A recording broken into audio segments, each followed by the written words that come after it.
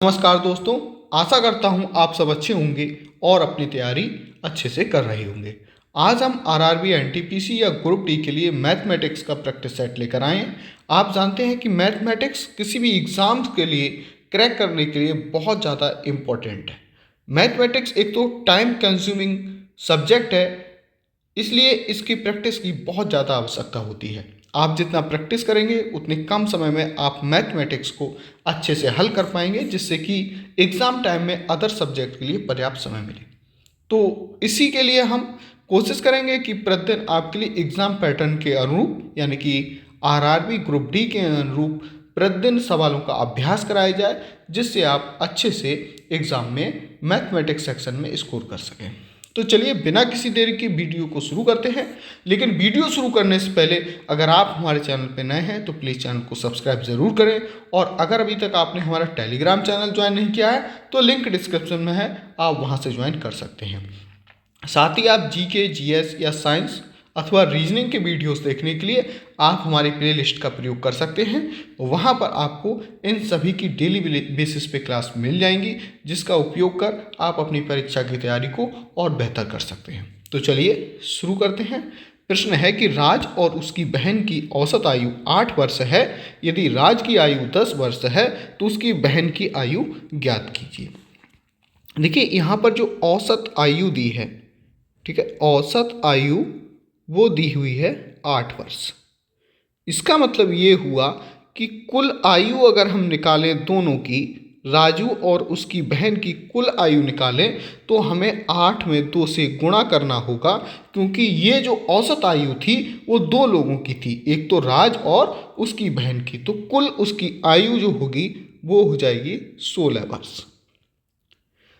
अब यहाँ पर दिया हुआ है कि राज की जो आयु है, राज की आयु दे रखी है कि यहाँ पर 10 वर्ष है, और दोनों की आयु हमने यहाँ पे निकाल ली है, वो कितनी हो गई 16 वर्ष। तो यहाँ से हम निकाल सकते हैं कि राज की बहन की जो आयु है, उसकी बहन की आयु कितना होगा। हम 16 में से 10 वर्ष घटा देंगे तो 6 वर्ष आंसर आ जाएगा।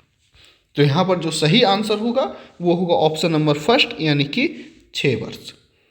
बढ़ते हैं प्रश्न नंबर 2 पर। नेक्स्ट प्रश्न है यहाँ पर, किसी संख्या को 899 से भाग देने पर शेष 63 बचता है। यदि उस संख्या को 29 यानी कि 29 से डिवाइड किया जाए तो शेष कितना बचेगा, या शेषफल कितना बचेगा। यहाँ पर आपको ध्यान देने की बात होती है कि जो भाज्य होता है, भाज्य बराबर होता है भागफल गुणा भाजक प्लस शेषफल, ठीक है, यही तो होता है। अब इसको आपको हमेशा ध्यान रखना है, ये बहुत ज़्यादा इम्पोर्टेंट है, क्योंकि यहाँ से आपके सारे सवाल हल होने हैं जो इस टाइप के रिमाइंडर यानी कि शेषफल आधारित सवाल होंगे।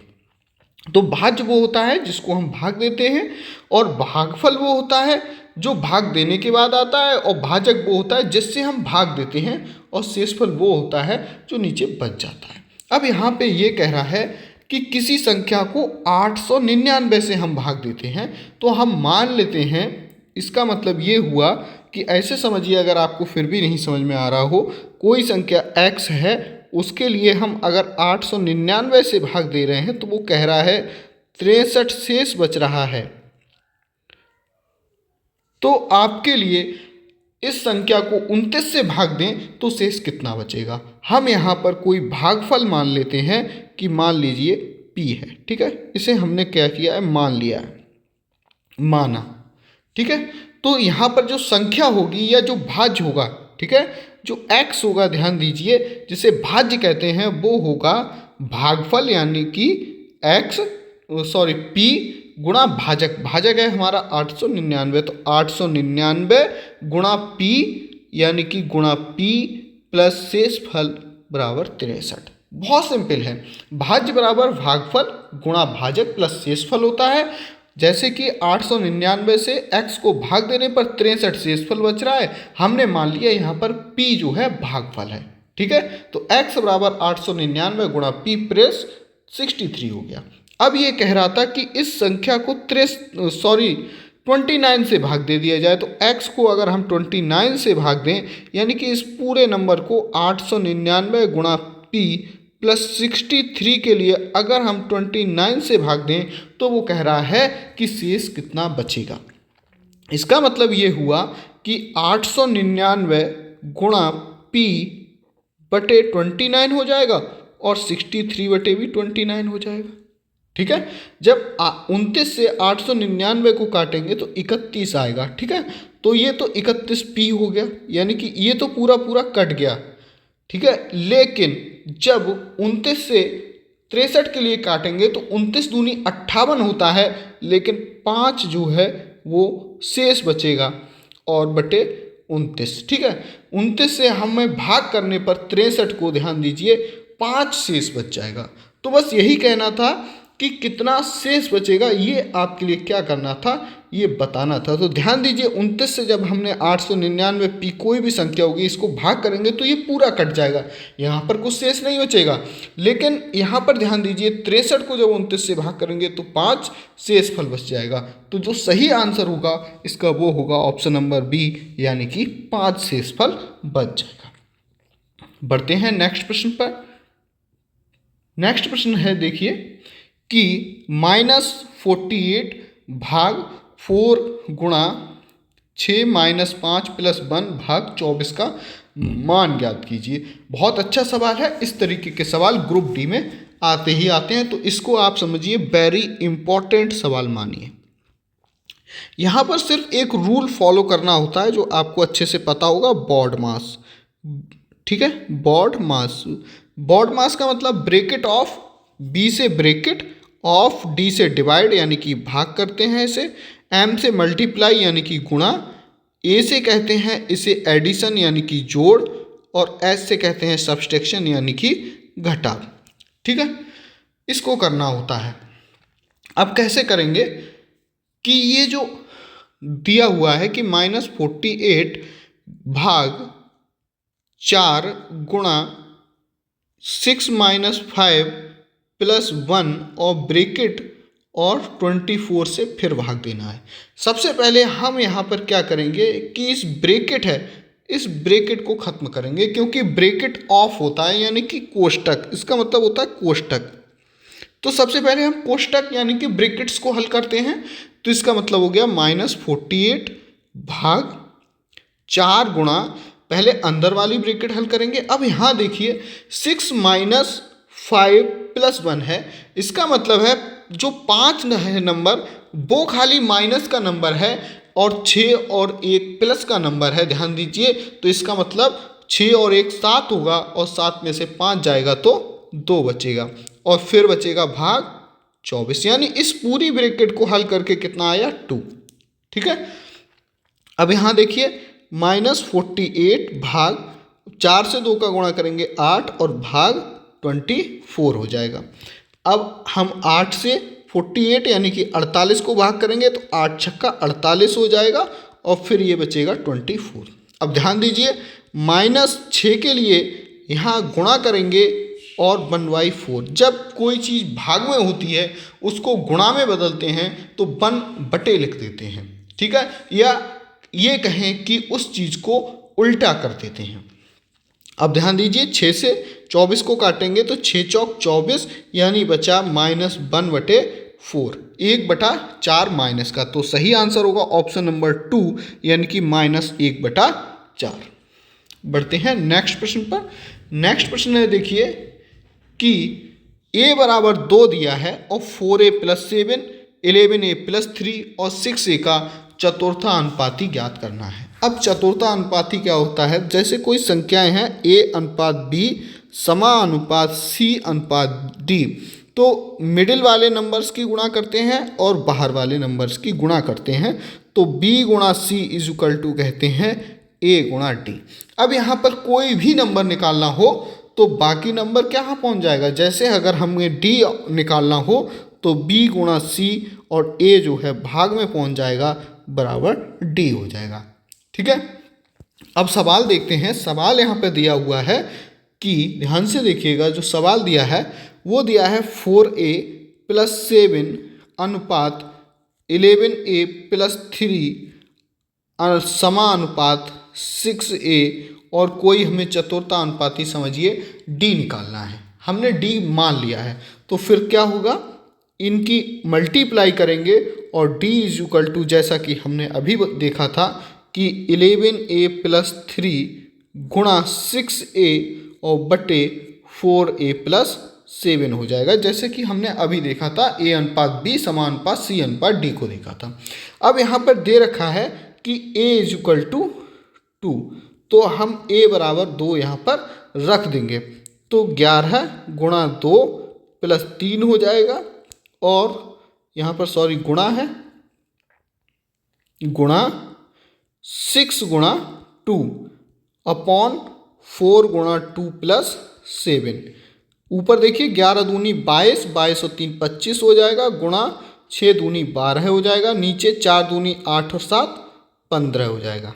ठीक है, तो हम इसे कट कर लेते हैं, तो 3 से काटेंगे, 3 पंचे 15 और 3 चौक 12 और 5 पचम 25 हो जाएगा और 5 चौका 20 हो जाएगा, तो सही आंसर आएगा 20।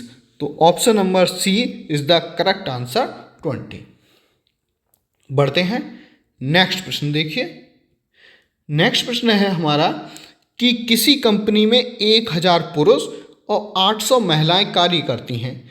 60% पुरुष और 50% जो महिलाएं हैं वो कार्यों को छोड़कर चले जाते हैं। अब कंपनी में कार्य करने वाले कर्मचारियों का प्रतिशत ज्ञात कीजिए। ध्यान दीजिए, 1000 पुरुष थे, 800 महिलाएं थी, इनमें से 60% पुरुष और 50% महिलाएं काम छोड़कर चले जाते हैं। अब कंपनी में काम करने वाले कर्मचारियों का प्रतिशत निकालना है। तो ध्यान दीजिए, जो पुरुष हैं वो यहाँ पर 1000 हैं। अगर 60% पुरुष काम छोड़कर चले गए तो काम करने वाले कितने बचे, 400 बचेंगे, क्योंकि 60% काम छोड़कर चले गए यानी 600 काम छोड़कर चले गए, तो 400 बचे। इसी प्रकार महिलाएं देखते हैं, महिलाएं 800 महिलाएं थीं, अब कह रहा है कि 50% काम छोड़ के चली गई, यानी 50%, 800 का आधा यानी 400 काम छोड़ के चली गई, तो 400 अभी काम कर रही हैं। लेकिन टोटल कितना हुआ महिला पुरुष योग, यानी कि कुल 1800। अब इनका प्रतिशत निकालना है, कितने लोग कार्य कर रहे हैं। कुल जो कार्य कर रहे हैं वो लोग हैं 800, यानी 400 पुरुष 400 महिलाएं, और कुल थे 1800, यानी कि 1800 लोगों में से 800 लोग अभी कार्य कर रहे हैं। तो इनका प्रतिशत निकालना है, तो प्रतिशत कैसे निकालेंगे, जो कार्य कर रहे हैं बटे कुल गुणा 100।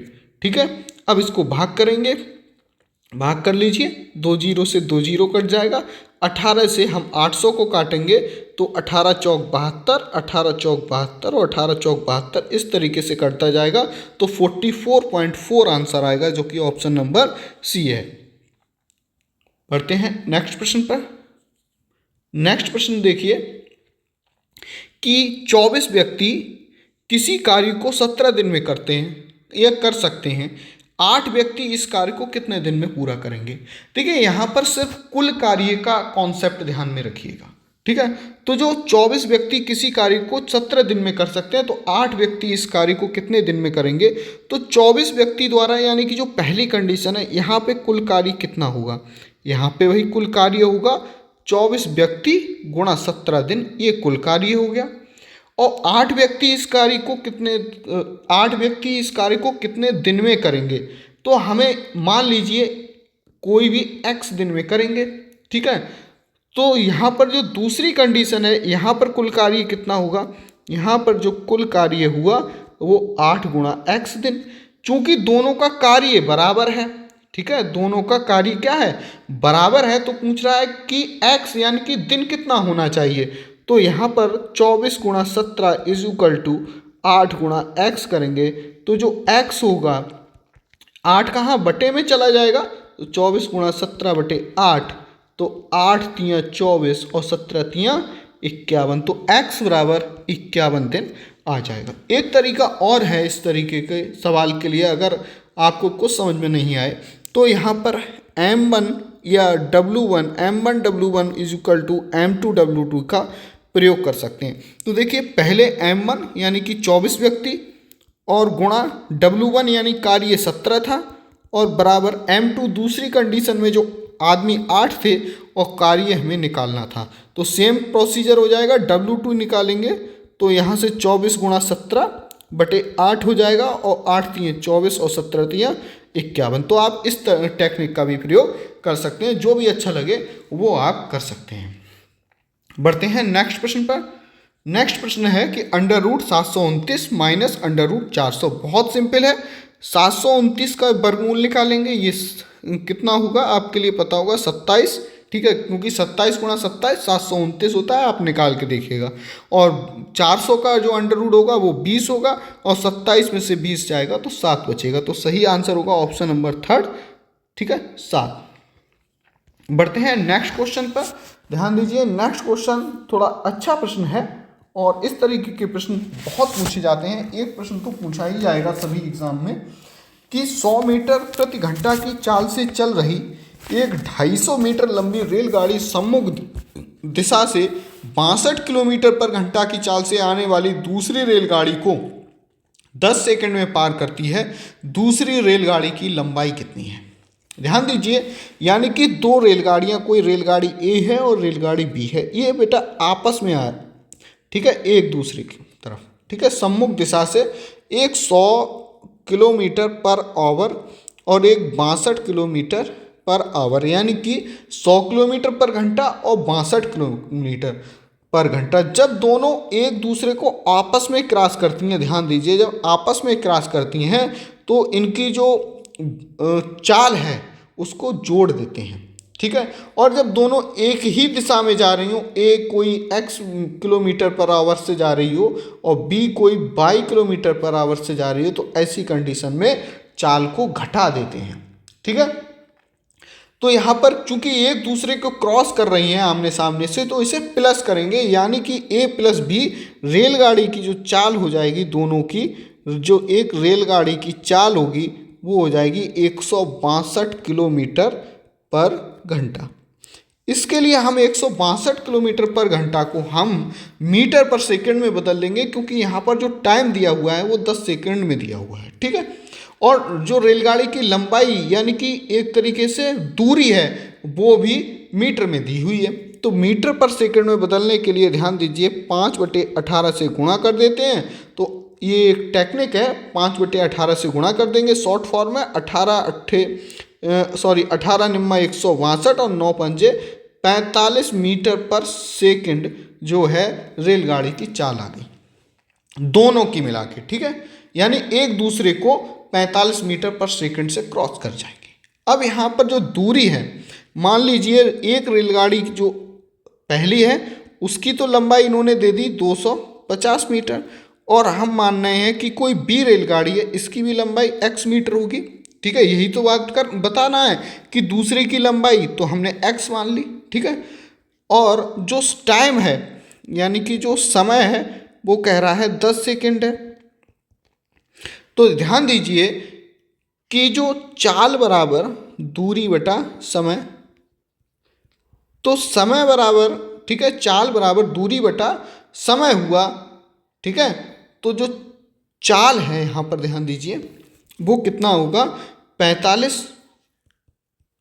ठीक है, 45 मीटर पर सेकंड। दूरी कितनी होगी, यानी ए और बी दोनों को क्रॉस करने में लगा समय, तो दोनों का जो 250 प्लस x और बटा 10 सेकंड, ठीक है। तो 10 की गुणा हम कर देंगे 450 हो जाएगा और 250 प्लस x, इसका मतलब x बराबर 250 इधर जाके घट जाएगा तो ये हो जाएगा 200 मीटर, ठीक है। तो जो x की दूरी, x की जो लंबाई होगी दूसरी रेलगाड़ी की वो 200 मीटर होगी। तो option number first is the correct answer. बस यहाँ पर एक कॉन्सेप्ट है जो ध्यान दीजिए, जब आमने सामने से क्रॉस करेंगी तो प्लस करना है, और जब एक ही साइड से दोनों एक ही दिशा में जा रही होंगी तो स्पीड के लिए माइनस करना है। दूसरा, टाइम तो दिया होगा या टाइम बताना होगा। और तीसरी बात, जो रेलगाड़ी की लंबाई होगी हमेशा उसके लिए आप एज ए दूरी ट्रीट करेंगे, जैसे कि हमने यहाँ ए और बी दोनों की जो लंबाई है उसको दूरी के रूप में लिया है, ठीक है। बस इतना सा कॉन्सेप्ट है और कुछ भी नहीं है। बढ़ते हैं नेक्स्ट प्रश्न पर। देखिए यहाँ पर नेक्स्ट प्रश्न है बहुत अच्छा प्रश्न है। एक वर्ग का विकर्ण tan√2 है, यहाँ पर गलत छप गया है, tan√2 सेंटीमीटर है, ठीक है। तो उसका परिमाप निकालें। तो वर्ग का जो विकर्ण होता है, वर्ग का विकर्ण is equal to tan√2 centimetre यहाँ पे दिया हुआ है। जो वर्ग का विकर्ण का फार्मूला होता है √2 गुणा भुजा होता है, बस।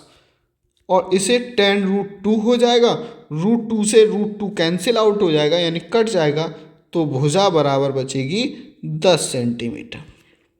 अब यहाँ पे परिमाप पूछा है, तो जो वर्ग का परिमाप होता है वो 4 गुणा भुजा होगा, यानी कि चारों भुजाओं का योग, ठीक है। या तो इंडिविजुअल जोड़ लें अलग अलग, या 4 से गुणा कर दें, तो 4 गुणा 10 बराबर 40 सेंटीमीटर। तो सही आंसर होगा ऑप्शन नंबर बी, 40 सेंटीमीटर। पढ़ते हैं नेक्स्ट प्रश्न पर।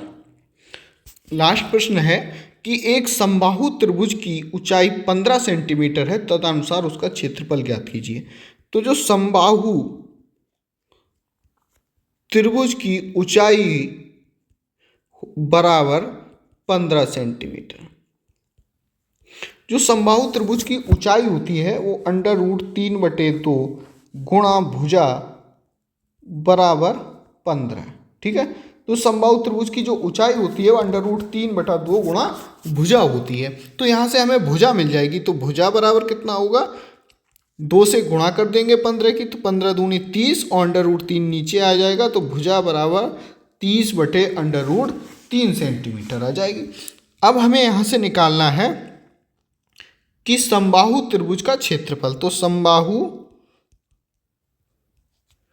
जो त्रिभुज का जो क्षेत्रफल होगा वो आएगा √3/4 गुणा भुजा का स्क्वायर। ये फॉर्मूला होता है, ठीक है। दोनों फार्मूला बस याद करने थे, यहाँ से आंसर आपका निकल आएगा √3/4 और भुजा का स्क्वायर। भुजा आपको पता है 30/√3 है और स्क्वायर है, तो इसका मतलब 2 बार लिख देंगे इसे, 30/√3, ठीक है।